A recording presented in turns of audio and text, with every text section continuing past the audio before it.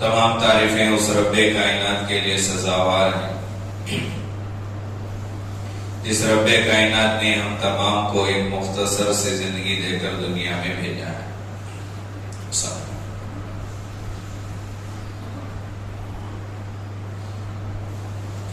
ایک صحابی ہیں حضرت جابر بن سلیم رضی اللہ عنہ، فرماتے ہیں ابھی میں مسلمان نہیں بنا تھا، ابھی اسلام قبول نہیں کیا تھا، اللہ کے نبی محمد رسول اللہ صلی اللہ علیہ وسلم کو جانتا پہچانتا تھا بھی نہیں۔ اس وقت کی حدیث بیان کر رہے ہیں۔ جابر بن سلیم فرماتے ہیں کہ میں نے دیکھا ایک آدمی ہے جس کے پاس لوگ اپنے مسائل مشورہ کرنے کے لیے تشریف لاتے ہیں، اپنا مسئلہ رکھتے ہیں اور پوری بات غور سے جواب میں جو کہا جاتا ہے سنتے ہیں، پھر اس جواب پر عمل کرتے ہیں۔ لوگ آ رہے ہیں، اپنا مسئلہ پوچھ رہے ہیں اور وہاں سے وہ جواب دے رہے ہیں اور یہ لوگ اس جواب کو لے کر سن کر اس پر عمل کر رہے ہیں، جا رہے ہیں۔ تو میں نے کسی سے پوچھا کہ یہ لوگ جن سے اپنا مسئلہ پوچھ رہے ہیں، حل کروا رہے ہیں، کون ہے؟ تو لوگوں نے کہا کہ تم نہیں جانتے، یہ محمد صلی اللہ علیہ وسلم ہیں، یہ اللہ کے رسول ہیں۔ حضرت جابر بن سلیم رضی اللہ عنہ فرماتے ہیں جیسے ہی مجھے پتا چلا کہ یہ محمد رسول اللہ ہیں، اللہ کے نبی ہیں، تو اللہ کے نبی علیہ الصلوۃ والسلام سے ملاقات کی غرض سے نبی کی خدمت میں پہنچے۔ اللہ کے نبی صلی اللہ علیہ وسلم کی خدمت میں جا کر حضرت جابر نے سب سے پہلے نبی کو سلام کیا۔ سلام کا طریقہ حضرت جابر بن سلیم کا یوں تھا، علیک السلام یا رسول اللہ، علیک السلام یا رسول اللہ۔ نبی علیہ الصلوۃ والسلام کو حضرت جابر بن سلیم ان الفاظ میں علیک السلام یا رسول اللہ کے الفاظ میں 2 مرتبہ سلام کیے۔ اللہ کے نبی علیہ السلام نے جابر بن سلیم سے کہا کہ سلام یوں نہیں کیا جاتا جس طریقے سے تم سلام کر رہے ہو، فَإِنَّ ذَلِكَ تَحِيَّةُ الْمَيِّتِ، یہ سلام زندوں کو نہیں کرتے، اس طرح کا سلام مردوں کو کیا جاتا ہے۔ پھر اللہ کے نبی علیہ السلام نے حضرت جابر بن سلیم کو سب سے پہلی چیز اس حدیث میں کچھ نصیحتیں ہیں جس نصیحتوں کو آج بولنا ہے۔ حضرت جابر بن سلیم سے سب سے پہلے اللہ کے نبی نے ان کے سلام کو درست کروایا، کہا کہ یوں نہ کہو علیک السلام بلکہ کہو السلام علیک۔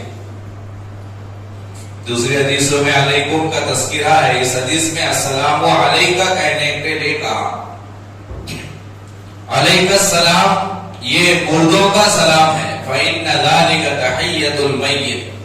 ہمارے زندوں کے مردوں کے سلام میں فرق یہ ہے کہ زندوں میں پہلے سلام کا لفظ آتا ہے پھر علیکہ آتا ہے، اور مردوں کے سلام میں پہلے علیکہ آتا ہے پھر سلام آتا ہے۔ تو سلام کرنے کا طریقہ سکھایا اللہ کے نبی علیہ الصلوۃ والسلام نے۔ سلام یہ اسلام کا شعار بھی ہے، پہچان ہے۔ ایک دوسرے کو سلام کرتے ہیں مسلمان۔ اس شعار اسلام، شعائر اسلام کسے کہتے ہیں؟ شعائر اسلام کہتے ہیں وہ چیزیں جن چیزوں کو دیکھ کر اسلام معلوم ہوتا ہو، اسلام کی جھلکیاں نظر آتی ہوں۔ ختنہ کرنا یہ بھی شعائر اسلام میں سے ہے۔ ہماری اذانیں، ہماری مساجد، ہمارے مسجدیں، یہ سب شعائر اسلام میں ہیں، اور اسی طرح سلام بھی شعائر اسلام میں سے ہے۔ سلام کے ذریعے سے اسلام ظاہر ہوتا ہے. تو سب سے پہلے حضرت جابر بن سلیم رضی اللہ عنہ سے اللہ کے نبی علیہ الصلوۃ والسلام نے کہا کہ بھئی سلام علیک السلام سے نہیں بلکہ السلام علیک سے کیا جاتا ہے، اس طرح سلام کرنا چاہیے. اب سلام میں ایک دو مسئلے بھی معلوم کرتے ہوئے آگے بڑھیں گے. آج کل فون کا زمانہ ہے.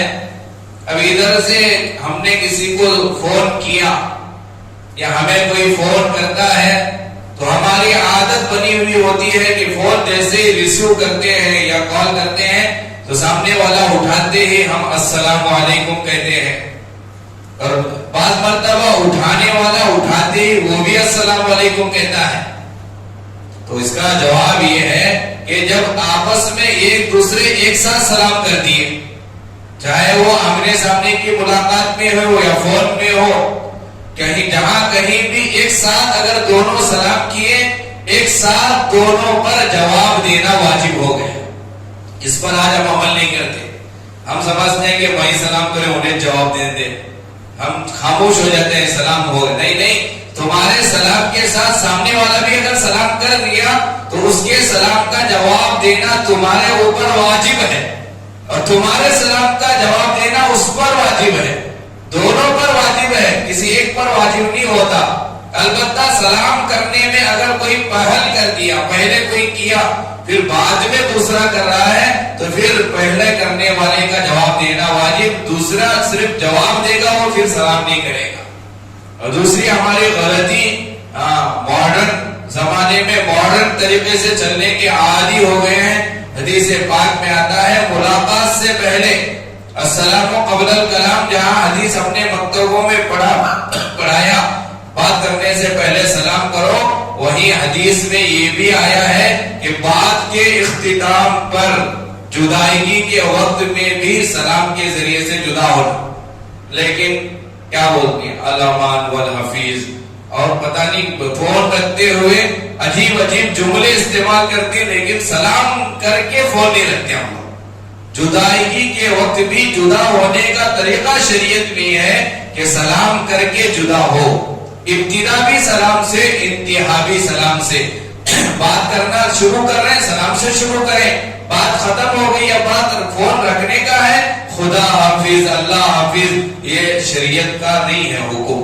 خدا حافظ بولنے سے، اللہ حافظ بولنے سے، پتہ نہیں اور کیا کیا بولنے سے سنت پر عمل نہیں ہوگا. یہ خلاف سنت ہے. سنت یہ ہے کہ آپ جب فون رکھیں گے تو سلام کے ذریعے سے رکھیں گے، اور سب فون میں بات کرنا شروع کریں گے تو سلام سے ہی کریں گے. حضرت جابر بن سلیم رضی اللہ عنہ نے اللہ کے نبی کو سب سے پہلے کہا علیک السلام یا رسول اللہ. اللہ کے نبی نے انہیں سلام کرنے کا طریقہ سکھایا، سلام کرنے کے الفاظ کو بتایا کہ سلام یوں کیا جاتا ہے السلام علیک، اور جب جواب دینا پڑے تو جواب دینے والا کہے گا وعلیک السلام. اللہ کے نبی علیہ السلام سے حضرت جابر بن سلیم نے سوال کیا. سلام کے بعد سوال ہوا. حضرت جابر بن سلیم نے اللہ کے نبی سے پوچھا انت یا رسول اللہ، انت رسول اللہ، آپ اللہ کے رسول ہیں؟ کیونکہ پہلی ملاقات تھی، تو پہلی ملاقات تھی، ابھی اسلام بھی نہیں لائے، مسلمان بھی نہیں ہے. پوچھ کے آئے تھے لوگوں سے کہ یہ محمد صلی اللہ علیہ وسلم ہیں، تو سوال کیا کہ آپ اللہ کے رسول ہیں. تو اللہ کے نبی علیہ السلام نے اس سوال کے جواب میں تین باتیں، یعنی جواب بڑے اچھے انداز میں اللہ کے نبی نے دیا. ہاں میں اس اللہ کا رسول ہوں جو اللہ جب کوئی انسان یا قافلہ کشتی میں سوار ہوتا ہے اور کشتی جب ڈوبنے کے قریب ہوتی ہے، کشتی والوں کو یقین ہوتا ہے کہ ہم ہلاک ہو جائیں گے، تو اس وقت میں کشتی والے جس اللہ کو پکارتے ہیں میں اسی اللہ کا رسول ہوں. یہ پہلا جواب دیا. کہا کہ میں اس اللہ کا رسول ہوں جو کشتی کو ڈبونے سے بچاتا ہے اور انسانوں کو کشتی میں بھی اللہ حفاظت کرتا ہے، اس اللہ کا میں رسول ہوں. یہ ایک قرآن کی آیت کی طرف اللہ کے نبی کے جواب کا اشارہ تھا. قرآن میں آتا ہے فَإِذَا رَكِبُوا فِي الْفُلْكِ دَعَوُا اللَّهَ مُخْلِصِينَ لَهُ الدِّينَ. یہ کافر لوگ جو اللہ کو نہیں مانتے، یہ مشرکین، یہ کفار، یہ تو بہت سارے بتوں کی عبادت کرتے ہیں، لیکن قرآن کہتا ہے جب ان پر ایک بڑی مصیبت آ جاتی ہے، پریشانی بڑی آ جاتی ہے، قرآن میں بھی یہی کہا فَإِذَا رَكِبُوا فِي الْفُلْكِ، جب یہ کشتی میں سوار ہوتے ہیں اور وہاں ہلاک ہونے کا یقین ہونے لگتا ہے، دعوا اللہ مخلصین لہ الدین، تو اس وقت میں یہ اپنے بتوں کو نہیں پکارتے، اپنے معبودوں کو نہیں پکارتے، بلکہ اس وقت میں وہ کافر مشرک بھی ایک اللہ ہی کو پکارتے ہیں۔ جب ہلاک ہونے کا یقین ہونے لگے تو وہ اپنی بتوں کو نہیں پکارتے، وہاں بھی وہ کہتے ہیں کہ اللہ ہی ہماری حفاظت کرے گا۔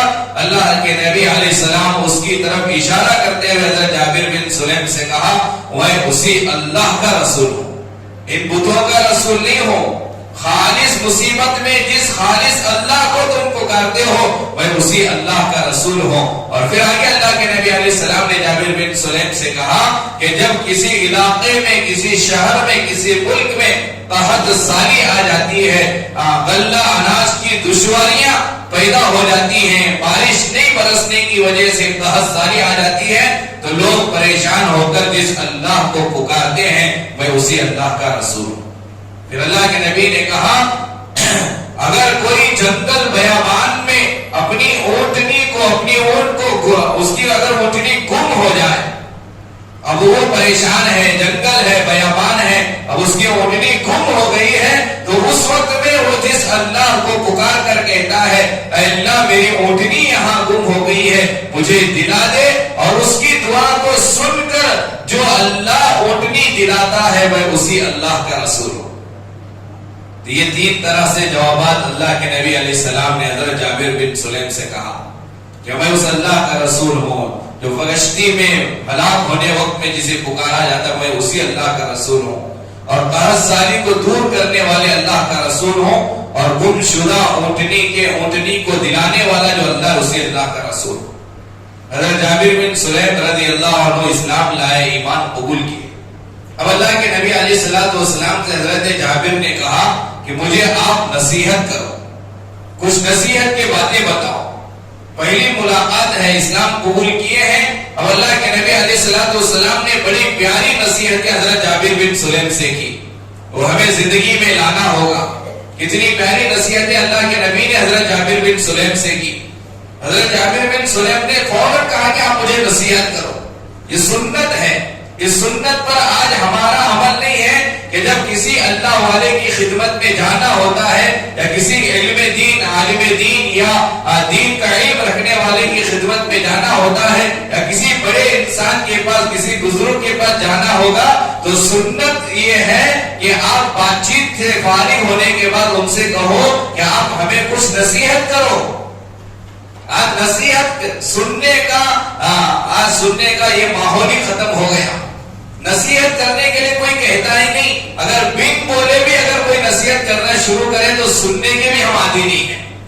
یہ صحابہ رضی اللہ عنہم کی عادت مبارکہ تھی کہ جب بھی موقع ملتا فوراً اللہ کے نبی علیہ السلام سے کہتے تھے اللہ کے نبی کچھ نصیحت کرو۔ یا کابرین کا بھی طریقہ رہا ہے، جب بھی موقع ملتا کہتے کچھ نصیحت کرو۔ سچی طلب کے ساتھ، صدق طلب کے ساتھ اگر کوئی کسی سے ہم نصیحت طلب کریں گے، اللہ اس وقت میں سامنے والے کے دل میں وہ بات ڈالے گا جو بات ہمارے زندگی کو بدلے گی۔ بہت مرتبہ ایسا ہوتا ہے کہ بس چلتے چلتے کوئی ہمیں کچھ کہہ کر چلا گیا، وہ بات دل پہ لگی اور زندگی بدل گئی۔ کتنے اللہ والوں کے ایسے واقعات کتابوں میں لکھے گئے، معمولی باتوں کی وجہ سے زندگیاں بدل جاتی ہیں، شرابی سے ولی بن جاتے ہیں۔ تو پتہ نہیں کس کی کون سی بات کس وقت میں ہمارے دل پہ لگ جائے اور ہمارے زندگی کے بدلنے کے لیے وہ سبب بن جائے، ہماری ہدایت کا ذریعہ بن جائے، ہماری مغفرت کا ذریعہ بن جائے۔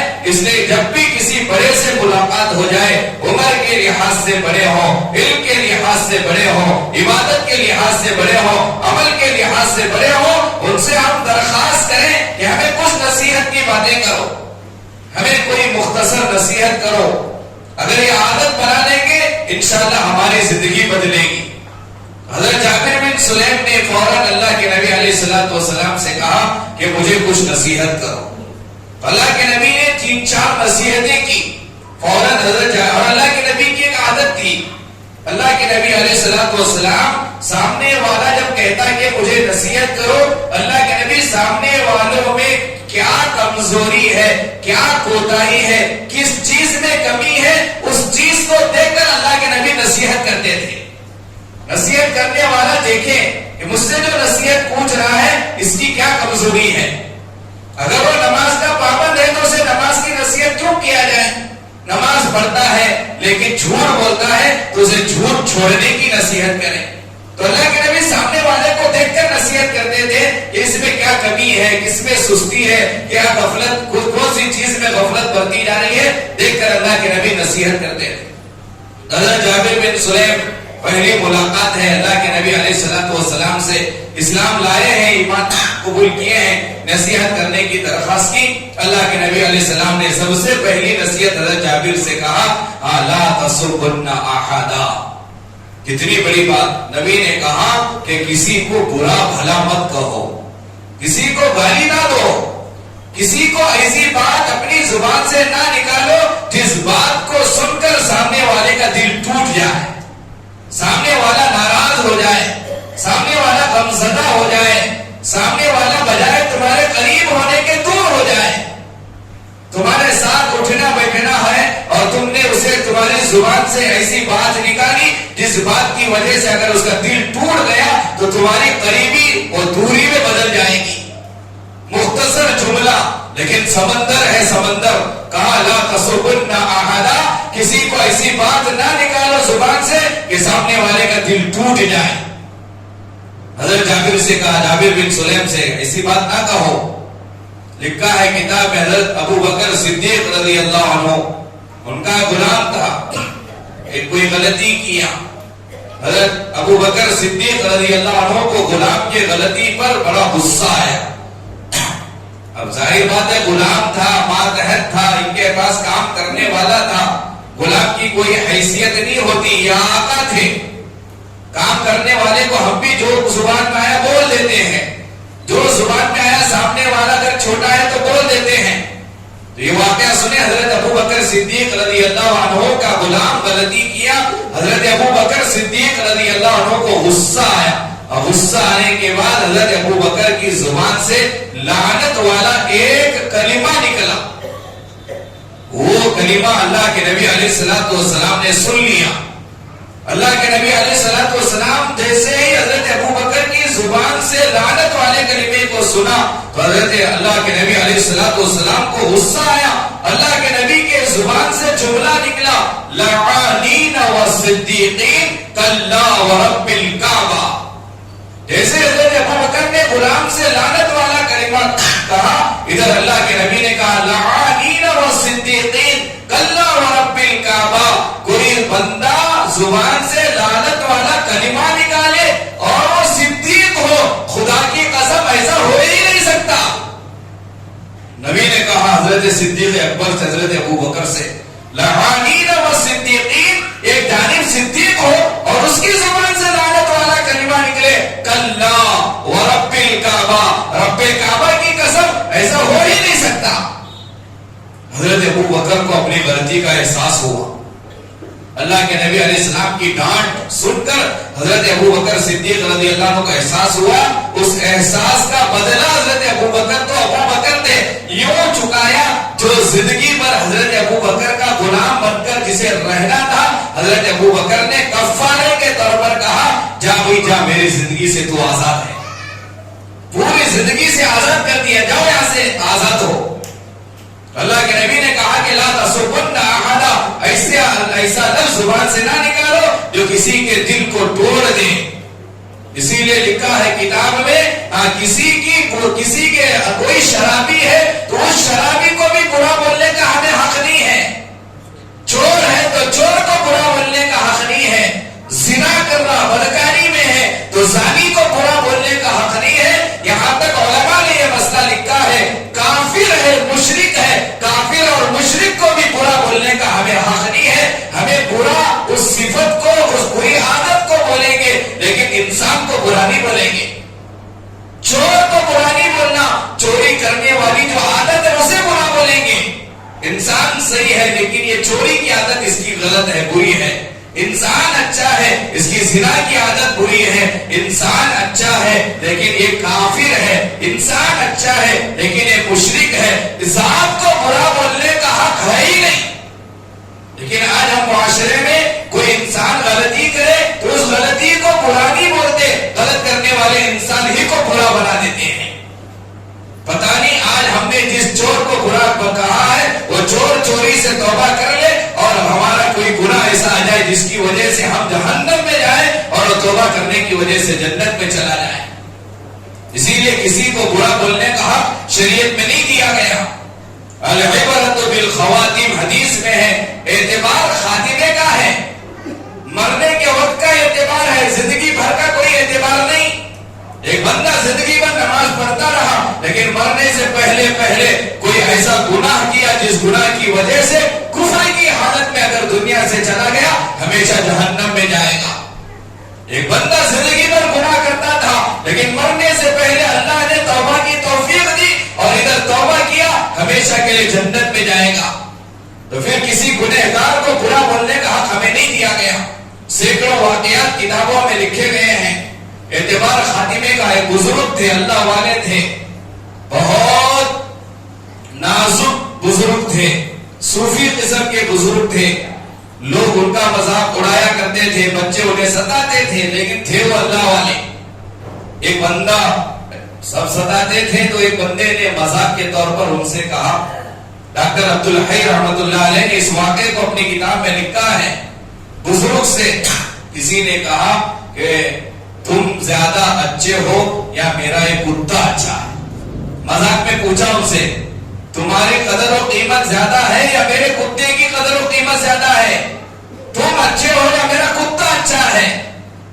تو وہ اللہ والے تھے، اللہ والوں کی نگاہ ہمیشہ آخرت پر ہوتی ہے، مرنے کے بعد کی زندگی پر ہوتی ہے۔ فوراً جواب میں کہا کہ اگر میرا انتقال ایمان پر ہو جائے، اسلام پر ہو جائے تو پھر میں تیرے کتے سے زیادہ بہتر ہوں، اور اگر میرا انتقال کفر پر ہو جائے، اسلام سے ہٹ کر ہو جائے تو میرے سے زیادہ تیرا کتا اچھا ہے، کیونکہ مرنے کے بعد تیرے کتے کا حساب کتاب نہیں ہوگا، کنت ترابا، وہ مٹی ہو جائیں گے اور یہاں پر مجھے جہنم میں چلنا پڑے گا۔ اسلام پر ایمان کی حالت میں دنیا سے چلا جاؤ تو میں کتے سے اچھا ہوں، کفر کی حالت میں اگر دنیا سے چلا جاؤ تو تیرا کتا میرے سے اچھا ہے۔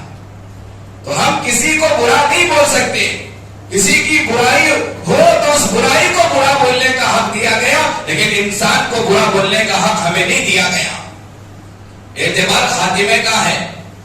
غزوہ خیبر کے موقع پر اللہ کے نبی علیہ الصلوۃ والسلام صحابہ خیبر میں ہیں، یہودیوں کی بکری چرانے والا کافر غلام ہے، کالا کلوٹا ہے، وہ بکریاں چراتا تھا یہودیوں کی۔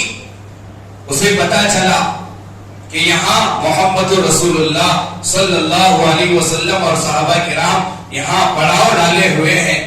اس غلام سیاہ فام کالے کلوٹے غلام بکریاں چرانے والے کے دل میں خواہش پیدا ہوئی، تمنا پیدا ہوئی، کیوں نہ جا کر میں اللہ کے نبی علیہ السلام سے، جو اپنے آپ کو نبی کہتے ہیں، ملاقات کرو۔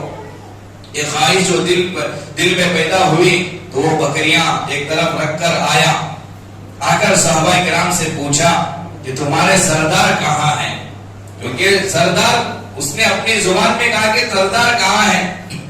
تو صحابہ نے کہا کہ یہ جو خیمہ لگا ہوا ہے، جھوپڑی، یہاں ہمارے سردار نبی علیہ الصلوۃ والسلام ہیں۔ کتاب میں لکھا ہے اس نے سوچا تھا کہ اب یہ نبی مدینے کا بادشاہ ہے، بڑے شان و شوکت میں ہوگا، بڑی عالی شان کمرے میں ہوگا، لیکن صحابہ نے کہا کہ یہ جو خیمہ ہے، جھوپڑی، کھجور کے تنوں سے، کھجور کے پتوں سے بنایا گیا، اس میں اللہ کے سردار ہیں، نبی ہیں۔ ہاں گیا، اس نے سمجھا کہ مذاق کر رہے ہیں میرے ساتھ، لیکن حقیقت میں وہی چیز تھی۔ اب گیا، جا کر اس خیمے میں جہاں امام الانبیاء جناب محمد رسول اللہ صلی اللہ علیہ وسلم ٹھہرے ہوئے تھے، اندر داخل ہوا۔ اندر داخل ہو کر اللہ کے نبی سے بات چیت ہوئی اور اس نے کہا کہ میں غلام ہوں، کالا کلوٹا ہوں، میرے جسم سے بدبو آ رہی ہے، میں اگر کلمہ پڑھ لوں، مسلمان ہو جاؤں تو بدلے میں مجھے کیا ملے گا؟ اللہ کے نبی نے 3 تین باتیں کہی. پہلی بات کہی اگر تم کلمہ پڑھ کر مسلمان ہو جاؤ گے تو تم ہمارے بھائی بن جاؤ گے. المسلم اخو المسلم, مسلمان مسلمان کا بھائی ہے, تم ہمارے بھائی بن جاؤ گے اور تم سے میں گلے لگاؤں گا اور اللہ تعالیٰ تمہاری بدبو کو خوشبو میں بدلے گا اور اللہ تعالیٰ تمہارے سیاہ فام یعنی یہ کالا رنگ کا جو کلر ہے یہ اللہ اسے گورے رنگ سے بدلے گا, یعنی جنت میں سب کچھ تمہیں ملیں گے. اس نے اللہ کے نبی سے کہا میں غلام, کالا کٹوٹا, جسم سے بدبو آ رہی ہے, مجھے تم اپنا بھائی بنا لو گے؟ نبی نے کہا کہ ہاں تم مسلمان بنو گے تو تم ہمارے بھائی بن جاؤ گے, تمہیں ہم گلے سے لگائیں گے اور اللہ تمہاری بدبو کو خوشبو سے بدلے گا اور اللہ تعالیٰ تمہارے کالے رنگ کو گورے رنگ سے بدلے گا. وہ خوش ہوا, خوش ہو کر اللہ کے نبی سے کہا کہ تم گواہ رہنا میں مسلمان بن جاتا ہوں. کلمہ شہادت پڑھ کر مسلمان ہو گئے. اللہ کے نبی علیہ الصلوۃ والسلام نے کہا تم ایسے وقت میں مسلمان ہوئے ہو, اب نہ نماز کا وقت ہے کہ تم نماز پڑھو اور روزے رمضان کا بھی مہینہ نہیں ہے روزہ رکھنے کے لیے, اور زکات دینے کے لیے تم غلام ہو, مالدار بھی نہیں ہو. اب صرف ایک چیز تم پر فرض ہے, وہ فرض یہ ہے کہ اب جہاد کا وقت ہے, تم جہاد میں نکل جاؤ. تو اس نے کہا کہ تم مجھے ضمانت دو, کیونکہ جہاد میں جانے والا دو میں سے ایک ہو گیا, تو غازی بنے گا یا شہید بنے گا. اگر میں شہید ہو جاؤں گا تو مجھے کیا ملے گا؟ ضمانت دو. اللہ کے نبی نے کہا کہ میں ضمانت دیتا ہوں, اللہ شہید ہو جاؤ گے تو تمہیں جنت دے گا اور تمہارا رنگ کو اللہ بدلے گا اور تمہاری بدبو کو اللہ خوشبو سے بدلے گا. یہ سنتے اس نے کہا کہ جاؤں گا میں جہاد میں. یہاں ایک بات نوٹ کرنے کی ہے, اللہ کے نبی علیہ الصلوۃ والسلام نے کہا کہ نہیں ابھی نہیں جانا, یہ جو تمہارے پاس بکریاں ہیں, بکریاں یہ یہودیوں کے ہیں, تمہارے نہیں ہیں. پہلے جاؤ, جا کر ان کے مالک کے حوالے ان بکریوں کو کر کے آنا, پھر آ کر جہاد میں جانا. یہ امانت ہے تمہارے پاس. یہ تعلیم ہمارے نبی نے دی, کسی کا مال اگر ہمارے پاس ہے تو اسے واپس کرنا ہے, ہڑپ نہیں لینا, امانت میں خیانت نہیں کرنا. کہا کہ جاؤ, جا کر پہلے بکریاں دے کر آؤ. اب وہ گیا, جا کر بکریاں دیا, اب ادھر واپس آیا, تلوار لے کر کافروں سے لڑنے کے لیے شروع کیا, یہاں تک کہ انتقال ہو گیا, شہید ہو گیا. جب شہید ہو, جنگ ختم ہو گئی, صحابہ رضی اللہ عنہم, صحابہ کرام کی جو نعشیں تھی شہداء کی, وہ وہاں تھے اور صحابہ نے دیکھا کہ ایک اجنبی ہے, صحابہ میں سے کوئی نہیں پہچانتا. تو صحابہ نے اللہ کے نبی سے کہا کہ ان شہداء میں سے ایک اجنبی ہے, ہم میں سے کوئی انہیں نہیں جانتا. تو اللہ کے نبی نے کہا کہ دکھاؤ, میں دیکھتا ہوں. اللہ کے نبی آ کر دیکھے تو وہ چرواہا ہے جو اسلام لایا تھا تھوڑی دیر پہلے. اب اللہ کے نبی نے کہا کہ میں کیا دیکھ رہا ہوں کہ اس چرواہے کو فرشتے غسل دے رہے ہیں, اور میں یہ دیکھ رہا ہوں کہ اسے جنت نہیں, جنت الفردوس کا اللہ نے فیصلہ کیا ہے, اور اللہ نے اس کی بدبو کو خوشبو سے بدلا ہے, اور اللہ نے اس کے کالے رنگ کو گورے رنگ سے بدلا ہے. میں اسے جنت الفردوس میں دیکھ رہا ہوں. اب تھوڑا سوچنے کی بات ہے کہ ایک بھی نماز نہیں پڑھا ہے, ایک بھی سجدہ نہیں کیا ہے, ایک بھی زندگی میں روزہ نہیں رکھا ہے, صدقہ بھی نہیں کیا, خیرات نہیں کیا, حج نہیں ہوا, زکات بھی نہیں دیا, کچھ بھی نہیں, کلمہ پڑھا, شہید ہو گیا, جنت الفردوس میں اللہ جگہ دیا. ایسا آج بھی ہو سکتا ہے, زندگی پر کوئی گنہگار ہو, گناہ کرتا رہے اور مرنے سے پہلے اللہ توبہ دے, اس توبہ کی وجہ سے وہ جنت الفردوس میں چلا جائے.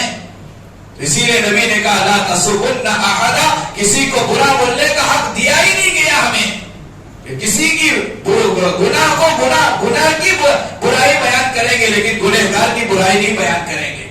باقی نصیحتیں جو اللہ کے نبی نے حضرت جابر بن سلیم سے کی, آئندہ جمعہ آئیں گے انشاءاللہ. اللہ عمل کی توفیق نصیب فرمائے. آمین. وآخر دعوانا